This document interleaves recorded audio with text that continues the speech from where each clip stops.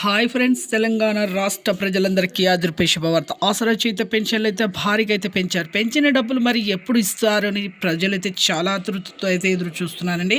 ప్రతి ఒక్కరికైతే ఆసరా చేత పెన్షన్లు అయితే 4016 నుంచి 6016 వరకు అయితే పెంచారు.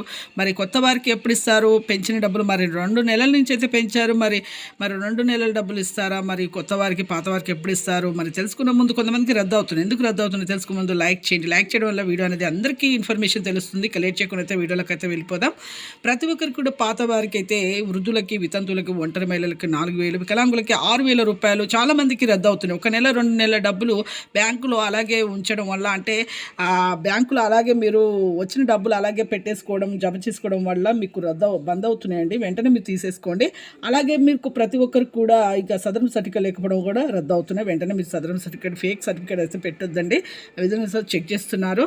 అలాగే 2 లక్షల మందికి రద్దు అయ్యాయి. వెంటనే మీరైతే తీసుకొని ఏప్రిల్ నుంచి మీకైతే ప్రతి ఒక్కరికైతే ఈ డబ్బులు అనేది రాబోతున్నాయి, పెంచిన డబ్బులు. అలాగే కొత్త వారికి కూడా వృద్ధులకి, వితంతులకి, ఒంటరి మహిళలకి, డయాబెటిస్, హార్ట్, కిడ్నీస్, HIV బాధితులకు ప్రతి ఒక్కరికి 4000 రూపాయలు, వితంతులకు 4000, వికలాంగులకు 6000 రూపాయలు ఏప్రిల్ నుంచి అయితే వస్తాయి.